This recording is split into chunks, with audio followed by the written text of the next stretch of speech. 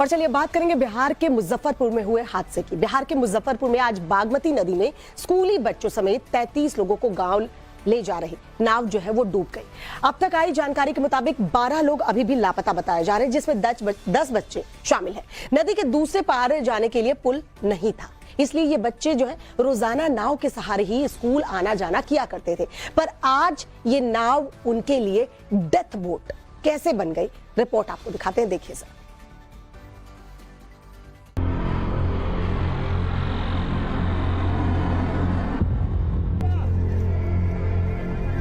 जल्दी कपड़ा लाओ, कपड़ा लाओ। बच्चे का जल्दी जाओ, जल्दी जाओ, जल्दी जाओ, जल्दी जाओ।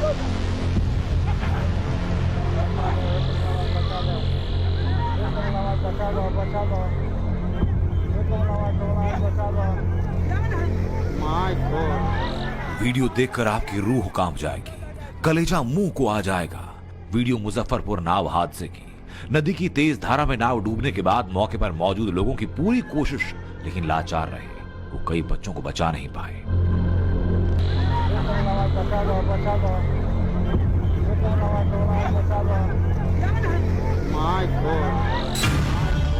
इस वीडियो के एक एक फ्रेम को देखिए। नदी अपने तेज धारा में बच्चों को बहाकर ले जा रही है। कई लोग बहते दिख रहे हैं। तब एक नौजवान अपनी टी शर्ट उतारकर नदी में कूद जाता है। पीछे मौजूद लोग बचाने के लिए शोर मचाते हैं।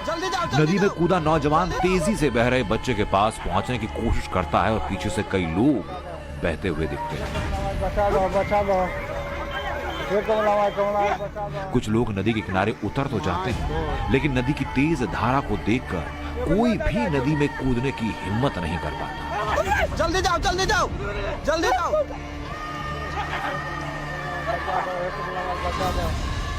यह हादसा मुजफ्फरपुर के गायघाट के मधुपट्टी घाट पे हुआ। नाव में 30 से ज्यादा लोग सवार थे, ज्यादातर स्कूली बच्चे जो रोज नाव से स्कूल जाते, लेकिन आज स्कूल से लौटने के वक्त यह हादसा हुआ।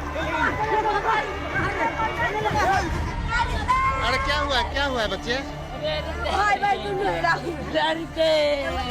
ये वो तार है जिससे उस नाव के सहारे बच्चे स्कूल जाया करते थे। हम लोग मधुरपट्टी के तरफ हैं और उस तरफ बदनामा है। बदनामा से बच्चे मधुरपट्टी आते थे और वापस जाते थे। जब वह नाव दूसरी ओर पहुंचा तो इसी तरह का इससे कुछ मोटा एक रस्सा, जो आप देख सकते हैं कि नाविक के हाथ में है, वो लेकर वहां कोने पर जैसे ही पहुंचा ये रस्सा टूट जाता है। और क्योंकि बच्चे उतरने वाले थे, कुछ बच्चे उतर चुके थे, नाव नीचे की ओर जाता है और फिर पलटते हुए बहाव जितना तेज है उसकी वजह से दाहिनी ओर बह जाता है। खबर लिखे जाने तक 20 लोगों को बचा लिया गया, लेकिन 12 लोग लापता हैं। रेस्क्यू के लिए नदी में कूदने वाला नौजवान पिंटू भी लापता है। हालांकि उससे पहले उसने 3 लोगों की जान बचा ली थी। आपके साथी भी कूदे थे? हाँ, वो कूदा। वो 2 आदमी निकालने के बाद दोबारा जो कूदा ना, कूदा वो लेडीज को पकड़े हुआ था, लड़की को। तो वो जो है खींचने लगा उसको, तो खींचते खींचते वो नीचे चला गया। खींचते खींचते नीचे गया। फिर हम यहाँ से जाते जाते 2 स्कूल का स्टूडेंट को बचाए, एक 2 साल का बच्चा था उसको भी बचाए। उसके बाद मेरा हिम्मत नहीं किया, उसके बाद हम नहीं जा पाए। हादसों से सबक लेने की बात कही जाती है, लेकिन यहाँ तो कई हादसे पहले हो चुके हैं। स्थानीय लोग लगातार पुल की मांग करते रहे। चुनाव के वक्त वादे हुए, लेकिन पुल नहीं बना। पुल बनाने के लिए हम लोग सरकार से मांग रखे थे कि यहाँ आए दिन ये घटना होती है। इससे पहले भी 7 जो है लोग डूब के मर चुके हैं और ऐसे हर साल 1-2 घटना हो जाना है। तो बार बार पुल का तो मांग हुआ ही सरकार से, लेकिन अभी तक कोई इस दिशा में कोई कार्रवाई नहीं हुई।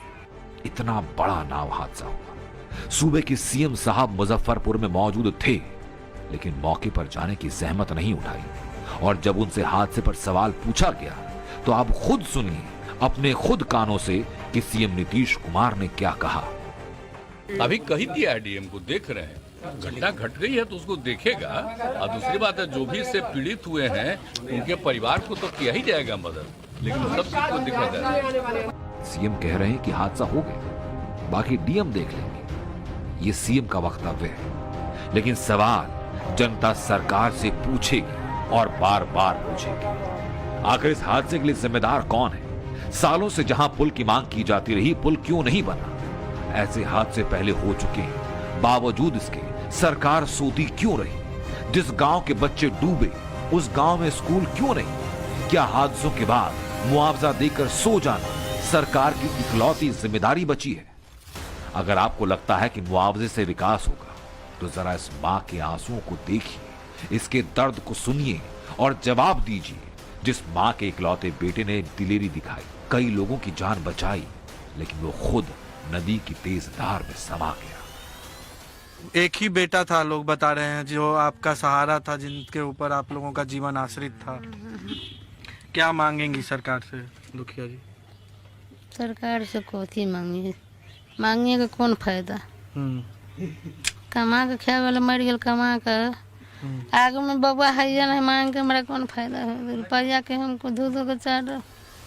हादसे पर राजनीति हो रही है। बीजेपी ने नीतीश कुमार को भ्रष्टाचार वाली सरकार बताया, फेल्योर बताया।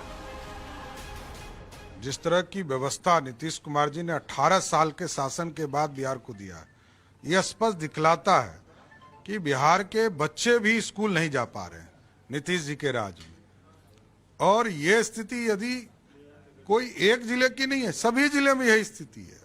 हमारे पिताजी के ज़माने में हम लोग सुनते थे, मेरे पिता बोलते थे कि कैसे वो दो नदी पार कर वो जाते थे। पर वो परिस्थिति अगर आज भी बनी हुई है, तो इस विकास की कल्पना तो किसी बिहारी ने नहीं की थी ना। और आज भी अगर ऐसी परिस्थिति में बिहार का भविष्य पलने के लिए मजबूर है, तो इससे ज़्यादा दुर्भाग्यपूर्ण मेरे बिहार के लिए और कुछ नहीं हो सकता।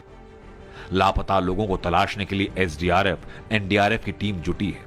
जिला प्रशासन की टीम पूरी क्षमता दिखा रही है, लेकिन बिहार के विकास के दावों की पोल खोलती ये तस्वीरें बिहार के मुखिया नीतीश कुमार को बार बार देखनी चाहिए।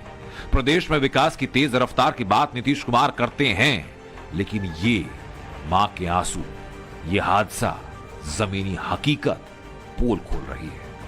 मुजफ्फरपुर से अक्षय और पटना से साकेत कुमार के साथ bureau report, times now Bharat.